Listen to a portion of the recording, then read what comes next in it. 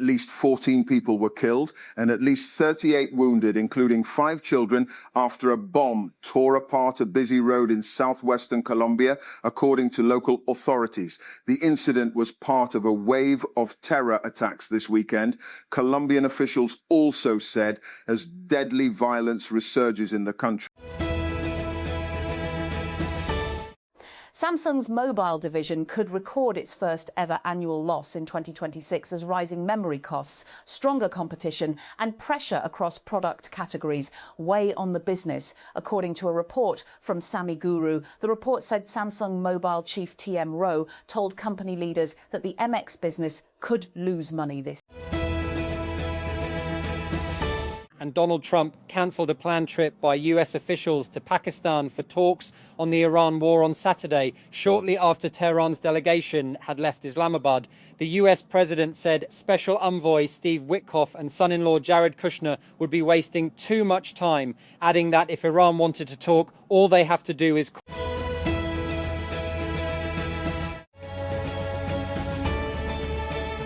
and at least 7 people were killed and 20 were wounded following a suspected explosive attack in the southwestern province of Cauca, Colombia, according to regional authorities. Governor Octavio Guzman said that an explosive was detonated on the Pan American Highway in the El Tunal sector of Quijibio on Saturday. He condemned what he called an indiscriminate attack against the civilian population. In a recent experiment, Anthropic created a classified marketplace where AI agents represented both buyers and sellers, striking real deals for real goods and real money. The company admitted this test, which it called Project Deal, was only a pilot experiment with a self-selected participant pool of 69 Anthropic employees who were given a budget of $100 paid out via gift cards to buy stuff from their co-workers. Scientists have discovered dinosaur footprints along South Africa's coastline, offering new evidence that dinosaurs continued to live in southern Africa long after massive volcanic eruptions reshaped the region around 182 million years ago. Southern Africa is known for its rich fossil history, particularly in the Karoo Basin. However, after widespread lava flows covered much of the basin, the fossil record becomes noticeably quiet during the Jurassic period. The new discovery is helping to fill this long-standing gap.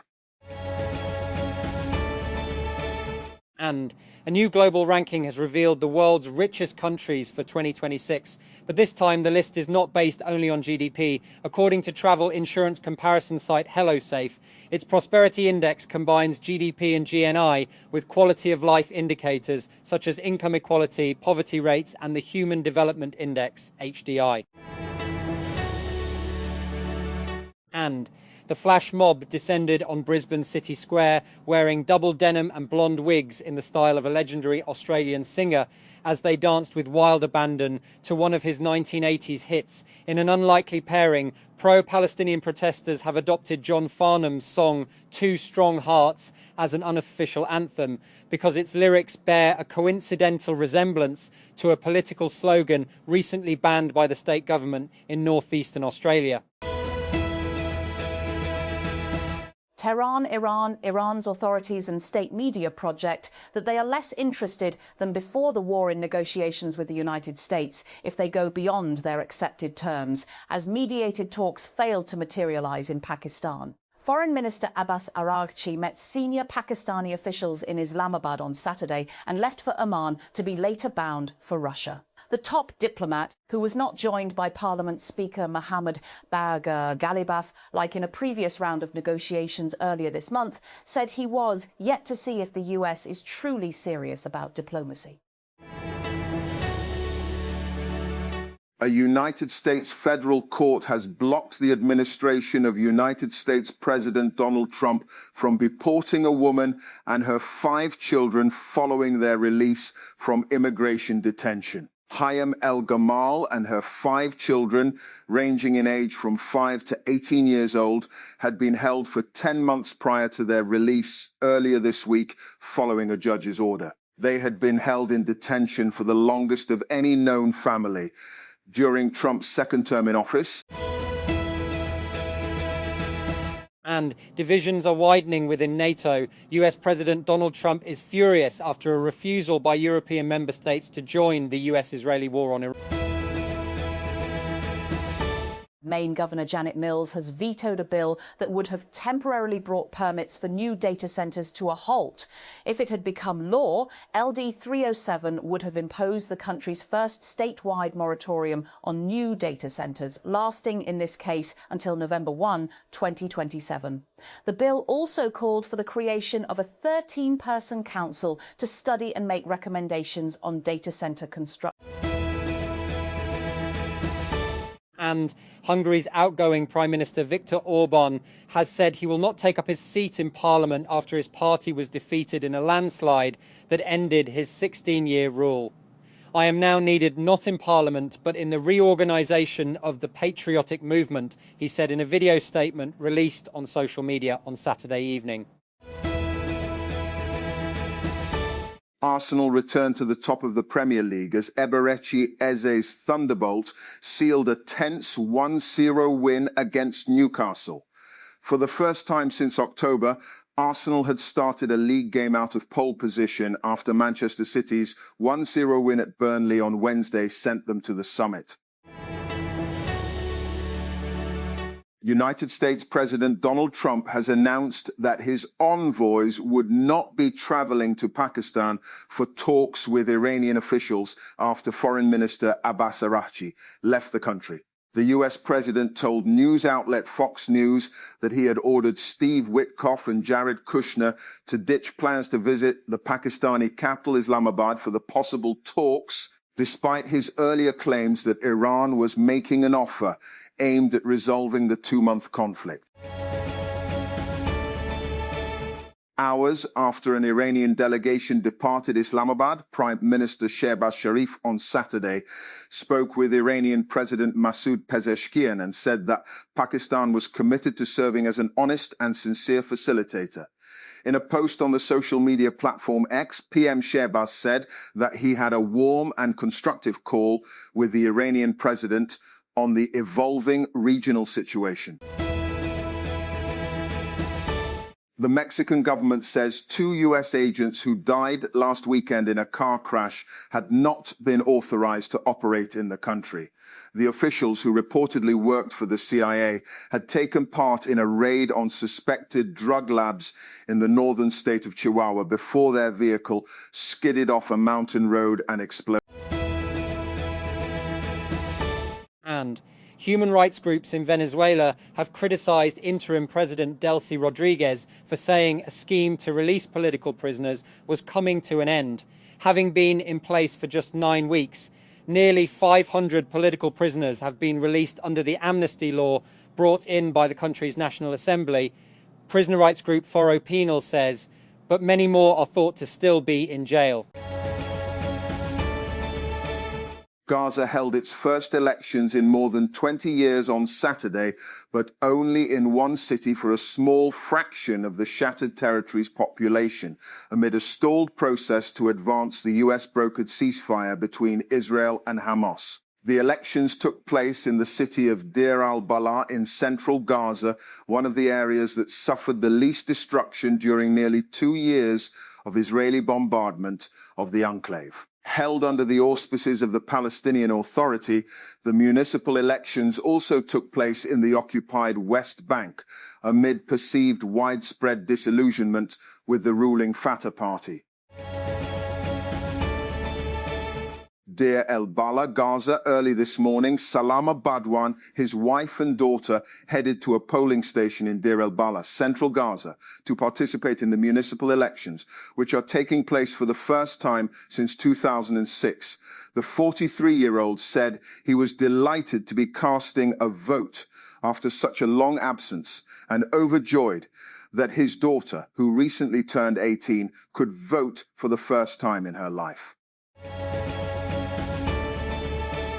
And the Mexican government has said 2 federal agents from the United States killed in a car crash in connection with an anti-narcotics raid, widely reported to be CIA officers, were not authorized to operate on Mexican territory. Mexico's security cabinet said in a statement on Saturday that one of the US citizens had entered the country as a visitor and the other on a diplomatic passport. And in a letter to the residents of Tumbler Ridge, Canada, OpenAI CEO Sam Altman said he is deeply sorry that his company failed to alert law enforcement about the suspect in a recent mass shooting. And after police identified 18-year-old Jesse Van Rootselaar as a suspected shooter who allegedly killed 8 people, and the Wall Street Journal reported that OpenAI had flagged and banned Van Rootselaar's ChatGPT account in June 2025 for describing scenarios involving gun violence. And the company's staff debated alerting police, but ultimately decided against it, eventually reaching out to Canadian authorities after the shooting. That Islamabad. The capital administration on Saturday night allowed all types of public and goods transport to enter the city, while also revising business timings. The administration said all bus stands across the city were operational, except Faizabad. It said that the Faizabad bus terminal would remain closed until further notice. And 31 sloths planned for a new slothnarium in Florida died before the attraction's planned opening, authorities have found. The mammals were planned to be showcased at a permanent public exhibit at Sloth World in Orlando, set to open this spring. And the United States has agreed to ease certain sanctions on Venezuela in order to allow the country's government to cover the legal fees for ex-President Nicolas Maduro, and who is on federal trial in New York City for drug trafficking charges after being abducted by US forces in January. Maduro's lawyer, Barry Pollock, and had asked the Manhattan-based US District Judge Alvin Hellerstein to toss out the case in February, and arguing that a prohibition on the government in Caracas paying the legal fees constituted a violation of Maduro's legal right to the counsel of his choice. And climate tech startups are capital intensive, timelines are long, and the technology is often considered first of its kind. What's more, a key value proposition is addressing pollution, an externality that is, at best, poorly priced by the market. Those aren't the quality stock pickers tend to favour, and yet public markets appear to be warming to climate tech startups, or at least some of them. And Samsung could be preparing to reintroduce glasses-free 3D displays through a new technology that may appear first on future Galaxy smartphones, including a possible Galaxy S28 Ultra. The company has been developing a new display approach in partnership with POSE-SEL, according to research recently published in Nature. And a planned US delegation visit to Pakistan has been cancelled after Iranian Foreign Minister Abbas Araghchi left Islamabad without holding a second round of the Islamabad peace talks with American officials.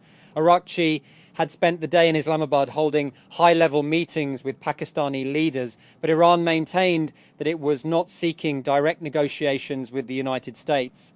Less than 24 hours earlier, Tehran had also publicly denied requesting face-to-face talks. That.